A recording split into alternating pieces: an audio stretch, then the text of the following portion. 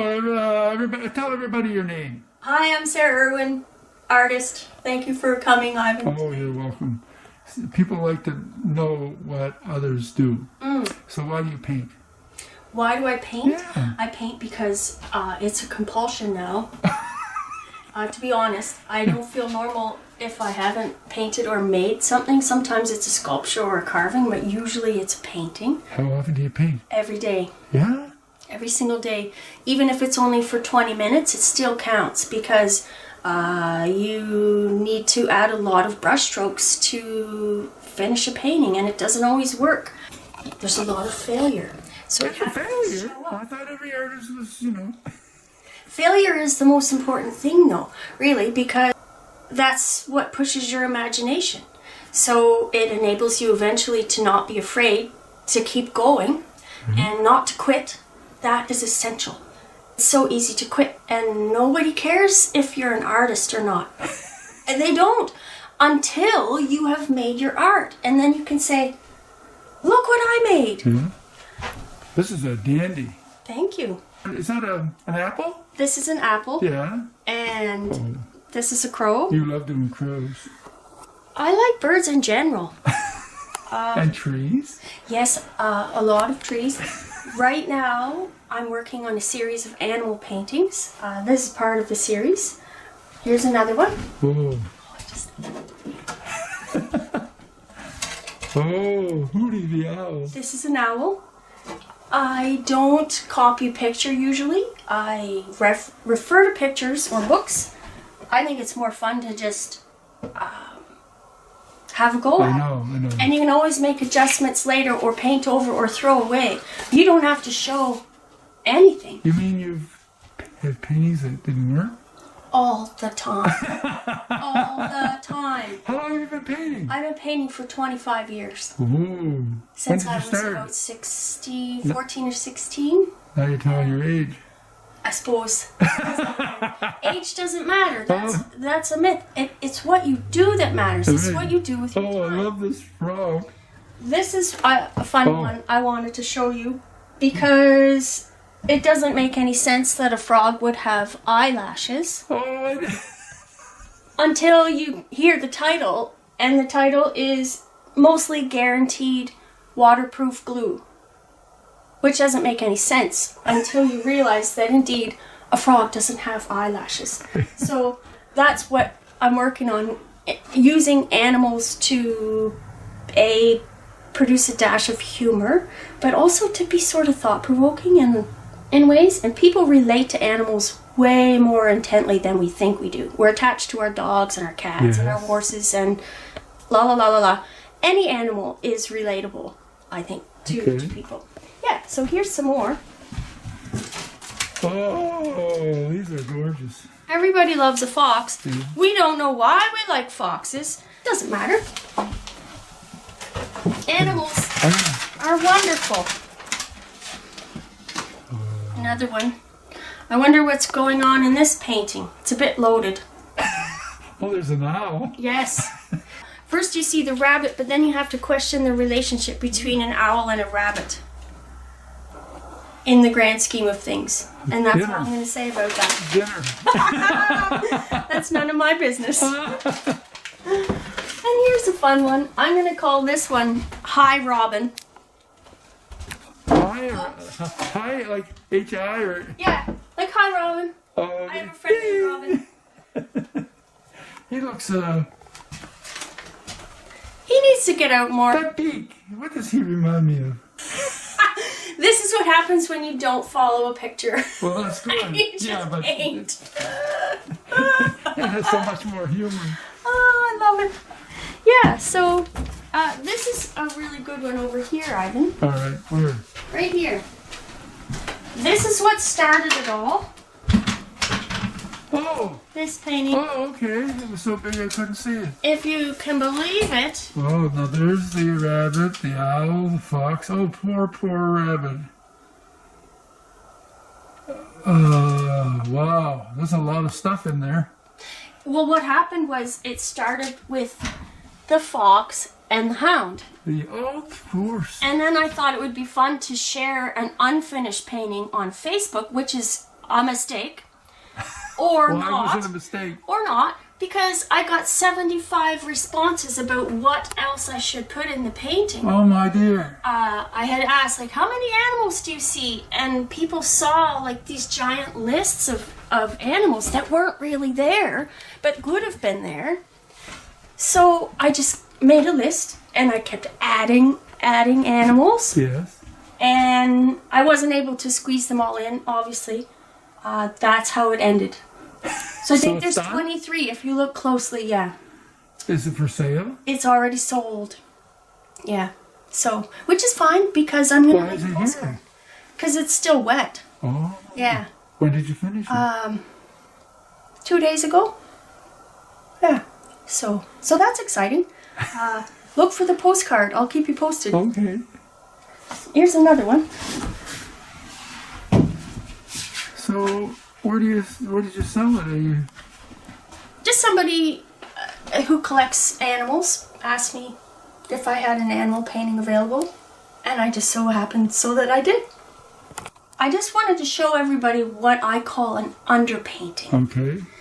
We start with these huge canvases, and of course they're white, and it can be a real stumbling block unless you know exactly what it is that you want to paint, or if you're copying from a photo, you're laughing.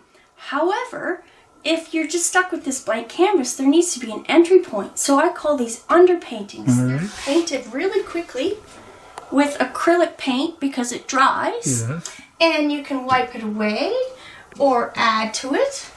See? And this is... You don't mind being messy? This is the best thing to do to not be stressed about the blank canvas. Just begin. And eventually, you'll find your picture. It doesn't always work that way. You can see the one on the bottom is probably going to be a couple of trees, I'm guessing. And a sun in the background. Who knows? This is just the bottom of the painting. It doesn't mean anything particularly. Okay, all right. But it's a really effective way to plot out what your picture will end up as. Okay. And we're just adding layers of acrylic color. That's all. All right. And eventually, here's another one.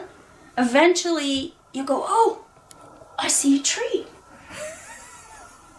Okay. If you stare at it for long enough, Yes. sometimes, That's a very fat trunk. don't you think this is a fabulous tree painting? Well, yes, I see. To me, the path would come in, Ah, right? yes. I love paths. So then this is still a bit wet, so we can take a scratching tool and find a path. I'm like, I don't see the path that Ivan sees. Yeah. It doesn't matter, because we can just paint over it. And that's why people stop making their art, because they're so frustrated that they haven't produced some kind of instant masterpiece. What a crazy thing to think. Yeah. You have to practice. You have to show up at the easel and just work and just add paint. And eventually you'll come to something. Here's another really good example.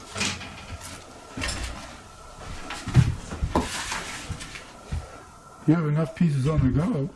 Yeah, Oh, yeah. All right. I always have pieces on the go because I paint with oil, and oil takes longer to dry Right, than okay. watercolor or acrylic. So Right. rather than stop, time is precious, and that's a really good excuse to not do anything. I don't have time. Yes, you do. We all have 24 hours in the day, and squeeze it in wherever you can. Like I say, if you only have 20 minutes, do 20 minutes. Come back later. Paintings don't go moldy, well, unless they're left outside. So, do you have any more ideas what's going to be on this? I see flowers. Yeah, I can see that. The other thing is, when you're just at this first raw underpainting stage, it doesn't matter. It doesn't matter what you do. I find that turning it over can be very helpful Yes. because we're not committed to anything yet. Oh, look, now I see a landscape. What would happen if we added blue. You didn't even clean your brush out. It's alright, it's the same brush. Look! Yeah. Isn't that something how... Does everybody see the landscape now? I don't know. I see the sky. Now there's the sky. Now we have a reference point. And now these can be trees, Right. or field, or not. So you paint on the spur of the moment. Yes. I know, that's the creative side. Yeah, it's the fun part Yeah, too. yeah. And that's the thing I say to new artists or to any artist. It's really depressing if you play into your disappointments. Back to the failure. It's okay to fail because you just paint over it. Well, they're not really failures. No, it's part They're of the learning. process. They're learning. You know, this doesn't work, so we try it another way. Right, right. And so there's two secrets. Show up at the easel and just begin and don't worry about it. Eventually, after doing that hundreds and hundreds of times, it just flows. And I'm not saying it's easy, but it's possible. But it's fun. It is fun. And it's so important to encourage everyone to do their creative act. Of course, it doesn't have to be painting, and not everybody has a shack to paint in. I just want to encourage people to do your thing, whatever Very it good. is that you love. Yeah. Tell us about Uncle Wally. Uncle Wally? He's part of the animal series as well. Yeah. I'm having a real problem with the mustache. If you've ever noticed a walrus, they have these bristles. Yes. It's really not a mustache. They're feelers for finding things at the bottom of the ocean. What was that? Really? Yeah. They dig in the sand to get mollusks and shellfish and stuff like that out from the bottom. And then these are feelers, more so than anything. They're very symmetrical, a walrus's mustache, and I don't roll in that way, like nothing is measured, and it's like really... Well, then you don't have to worry about it. I think I might just not give him I'll just tell people that he's shaved. Anyway, this is a good example of don't give up. I've can had have this for a- 2 months and I just can't get it done. Yeah. And it's okay to erase as well, or to paint over, or to abandon the ship as well. I like to buy 10 canvases at a time now, which is kind of ridiculous. And yet, if you have the chance and the time, and you're in the mood, you can really have a lot of fun just going to town on a new... These canvases this morning were all white. You did this morning. All of this is this morning. Oh. And I haven't gotten anywhere. What time did you start? I get here at 8 o'clock. So you did how many since 8 o'clock? Well, I don't know if you could say that they did them. Well, I was thinking about it. 4. But see, that's the thing. We'll never be done. We'll never be done. Yeah. So that's the way that I approach painting, because you can really get bogged down to the point where you just stare at a canvas for hours and not get anywhere. Right. And we don't want to not get anywhere. I like your attitude. Yeah. So I can't say enough about just give it a whirl. Call me if you need help. There's no excuse to not have... You don't need art supplies to be an artist. All you really need is a pencil. I think the pencil is the most important tool. Uh-oh, I'm in trouble. I don't use many pencils. The point of the pencil, and that's not really a pun. What I mean is that these are idea capturers, and at the end of the day, anyone can learn a skill, but it's your idea that's the most important thing. So when people say, oh, you're an artist, what do you paint? And I like to say that I chase ideas now. And that seems to work for me. I've done it for long enough that I'm not afraid to wonder about what the ideas are. And usually after going through the process of just making the work, there's some clarity, or it fits into the world somewhere. And it's really interesting how paintings tend to find their way into the right home eventually. Yeah. Okay, so do you just sell your work here? I do sell work from the shack here in Hackett's Cove. So how do we find you? I prefer people call ahead so I can tidy up before you show up. I have a website that people look at all the time. It's www.sarahirwin.ca. Let's see it. Okay, and all your contact information is there? It's there. Also, you can follow me on Instagram at irwinsarah.artist. Yeah. I also have a Facebook page under Sarah Irwin Artist. And the best one is I have a gallery that shows my work in the Hydrostone. It's called 14 Bells Fine Art Gallery. They also have an incredible website, and Cheryl Bell, the owner, is wonderful to deal with. So I'm very grateful to be part of that gallery as well. Yeah. And most people just send me an email. Yeah? Yeah. So how do I find you online? Online? Here.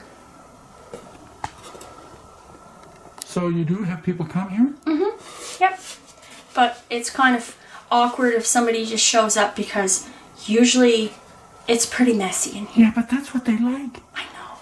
Well, but it's also good to not be interrupted if you're right into the focus of things. So it's nice to have a heads up. So let's have a look at some of your trees and some of your other pieces. You've done a lot of trees, and that little island down here is one of my favorites. And you've done a number of that. Yeah, I have lots of And islands. here's more trees. These are works in progress. Oh, they're not finished? Not yet, not quite. Could have fooled me. What else did I see here? Whoa, that's a busy one. It's really busy, which is why it isn't finished. Because there's the bee and the flowers. Okay. it's out of control. It what? Which is fine. It just needs to be tightened up a little bit so that we can actually look at it without hurting our eyes. Tell me about the cat. Okay, so I used to own a diner.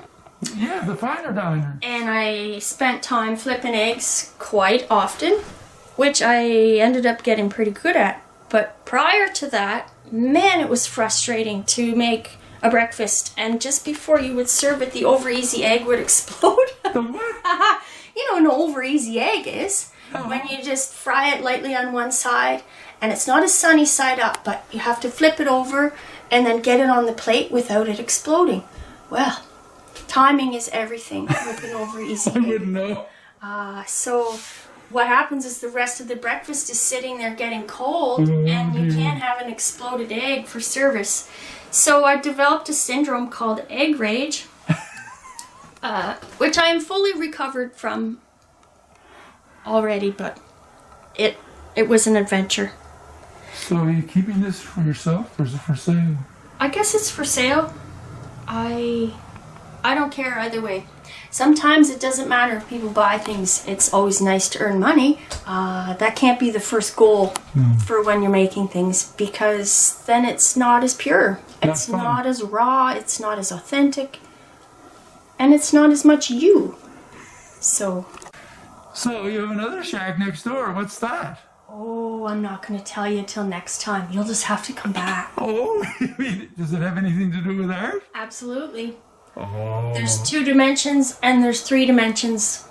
Possibly there's even a 4th dimension. But you'll just have to come back. Well, we will. Okay, great. You're invited. Okay. Now you have our curiosity. All right, so I really appreciate you doing this. Yeah, thanks for coming. Okay, and again, tell people where they can find you. Right. I'm in Hackett's Cove, Nova Scotia, just about 10 minutes away from Peggy's Cove. Yes. And I have an art gallery that carries my work called 14 Bells Fine Art Gallery. They're in the Hydrostone in Halifax. Right. Also, I maintain a website. It's www.sarahirwin.ca.